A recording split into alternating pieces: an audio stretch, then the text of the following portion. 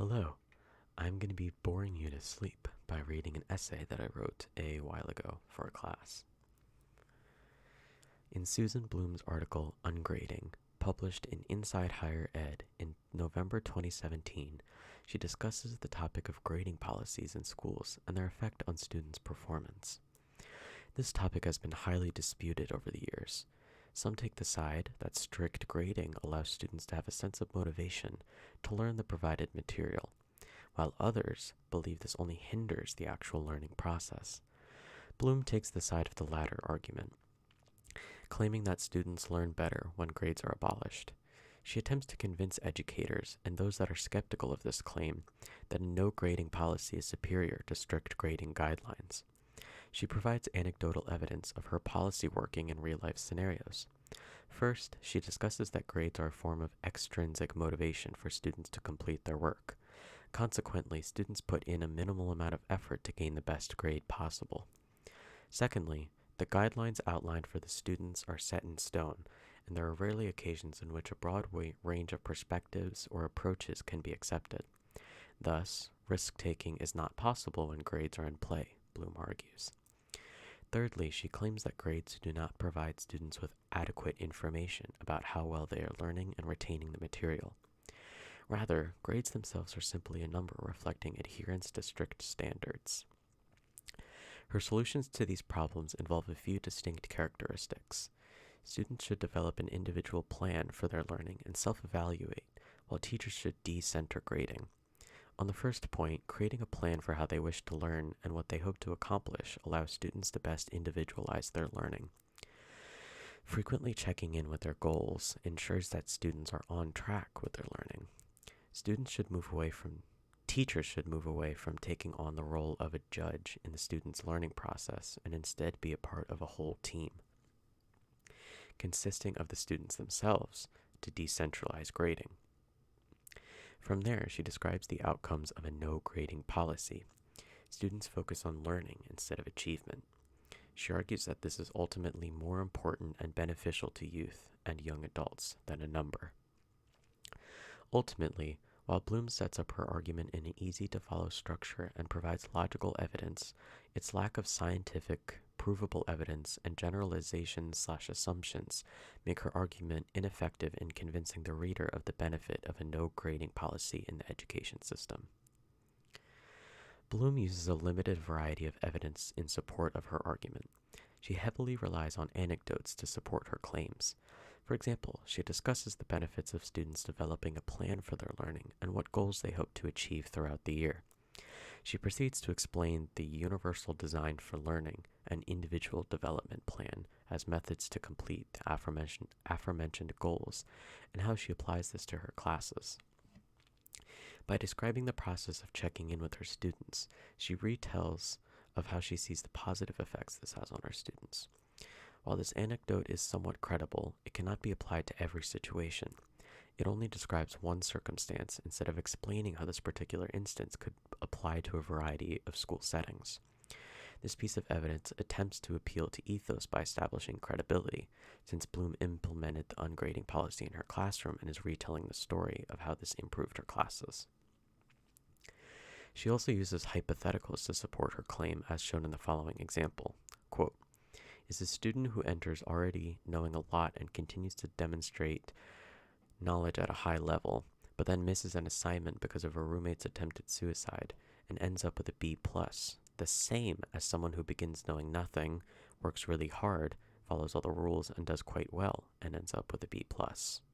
Unquote.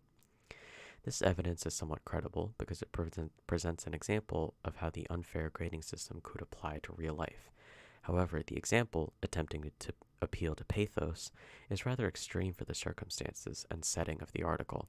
It feels to the reader as though this example came out of left field. A more mild example could have proven her same point while also fitting the overall tone and casual nature of the article itself. Bloom includes testimonials from his students as evidence of the benefit of the ungrading policy. Quote, "While it, an essay, ended up being one of my weaker pieces, I felt that my project was my most personally informative piece. I read so many different sources on the topic and really took a deep dive to explore the reasons why the people do what they do." Unquote. This piece of evidence is not necessarily credible because the reader is not given any information about the background of the student. This personal testimonial would be more effective if the audience was given an introduction to the type of assignment the student completed and a reason as to why this particular student is credible in their assertions. Through this piece of evidence, Bloom is attempting to appeal to ethos by crediting a student who is part of the ungrading system. She hopes sourcing a student's perspective on the topic who has presumably been through both types of grading policies will strengthen her argument. As opposed to only sourcing her opinion from a teacher's perspective, the addition of a testimonial from a student helps round out her argument and provide a greater sense of credibility.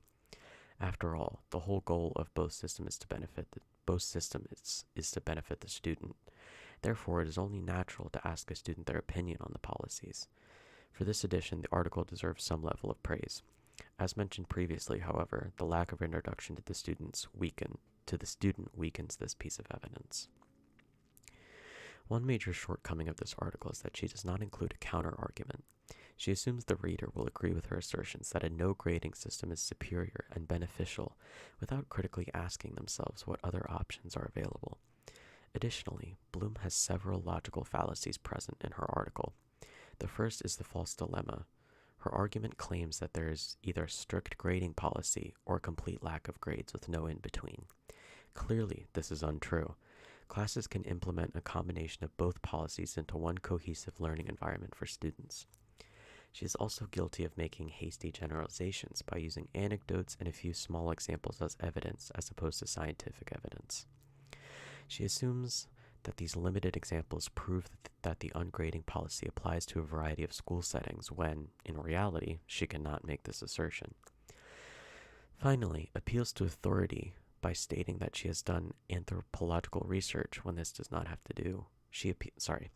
Finally, she appeals to authority by stating that she has done anthropological research when this does not have to do with the topic of her article. The sourced article, written by Seth Gershenson and entitled "Great Expectations, the Impact of Rigorous Grading Practices on Student Achievement," published by Fordham Institute in February 2020, presents credible and accurate evidence arguing the stricter grading policies that cause students to perform better than without such policies.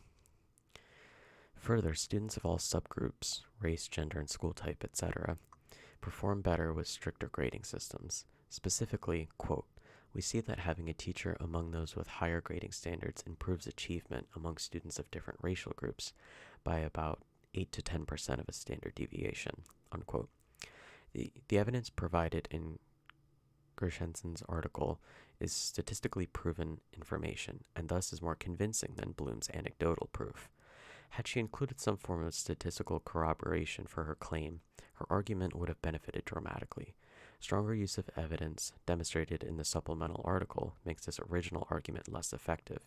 It highlights its logical fallacies. Overall, while Bloom's article is easy to read and uses a convincing tone and connotation, it falls short in its style of evidence and bias. The article can be praised for its subtle use of connotation to convince the reader of her point. The connotation in support of her argument is positive, while the connotation for opposing viewpoints is negative. For example, when discussing the positives of a no-grading policy, she uses words such as beautiful, honest, enjoyable, and plunge enthusiastically.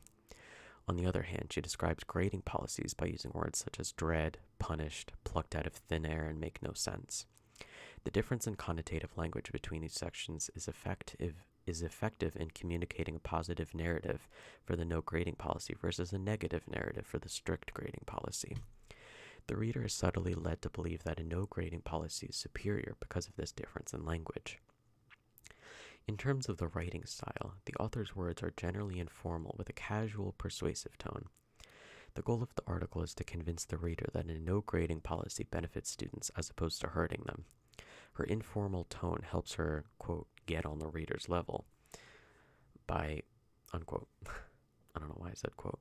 Her informal tone helps her get on the reader's level by making the argument accessible to all instead of using lots of jargon and other high-level language. On the other hand, this could also be a potential flaw in her work. A lack of formal language makes the article slightly less convincing since it lacks scientific evidence and language that would increase the article's credibility. To make the argument more convincing, she uses personal anecdotes as evidence for her point, as described previously. While this allows the reader to imagine a scenario in which a lax grading policy is effective, it cannot be applied to every situation. Would a no grading system work with elementary students, or those who generally have not developed a mature sense of self and work or the learning process? Her article does not adequately address these essential questions. Further, when an argumentative piece is bound to have some level of while an argumentative piece is bound to have some level of personal bias, Bloom's gets in the way of the presentation of evidence. She only includes situations in which her policy works, as opposed to finding situations in which it does not, analyzing this, and refuting it with suitable evidence. Because of this one-sided nature of her argument is weakened, and thus less convincing to the reader. Bloom can be considered somewhat credible. She has at least one published book and has experience in anthropological research and education, specifically teaching in a university setting. Since she has experience teaching students, she can talk about her own experience in terms of what education strategies worked for her. Without this role, she would not have the grounds to speak on behalf of students. She never would have interacted with them and seen how the no grading policy personally affects them. Her written publication also increases her credibility. While it is possible to be a published author and not be credible, the review process for her field, anthropology, provides that she has some level of reliability. Despite being on the fence as an author herself, the source is not necessarily credible. Most evidence is anecdotal and relies on testimonials instead of proven scientific information. Without this, the article loses some of its credibility. It would be more reliable if the information presented is scientific and factual, allowing for critical analysis to occur on behalf of the reader. As mentioned in the previous paragraphs, Bloom seems to have some level of bias in her article. She has a somewhat idealistic view of the world. This impacts her argument through the way that she expects students to complete their work when they are not expected to turn in assignments or grades, thus lacking this source of motivation. More specifically, many students cannot be expected to learn when there's not the motivation of grades urging them to complete their work. This more realistic perspective is not included in her article, nor is it mentioned. Grades are a motivating factor for many students to learn, so it would be an unwarranted assumption to say that all students will eagerly learn when there's no consequence for not understanding the material. There's some evidence of bias in the article in favor of a no grading policy. First, the entire article is biased towards this policy, as this is the author's argument. For this, she cannot be faulted. However, her specific idealistic bias, related to her worldview, is presented when mentioning how to combat critics of this policy. She mentions that simply explaining the circumstances will be enough to convince skeptics to allow this policy to go forth in their school districts. She does not address the potential backlash toward this policy, and the realistic situation where the administrator, teacher, faculty member, etc. does not approve of the no grading policy. Likely, those who grew up with grading systems, strict or otherwise, will not be willing to give up this standard of education. Overall, Bloom makes the article easy to read for the general population, thus demonstrating her ability to write for her intended audience. She also uses logical pieces of anecdotal and testimonial evidence to support her point.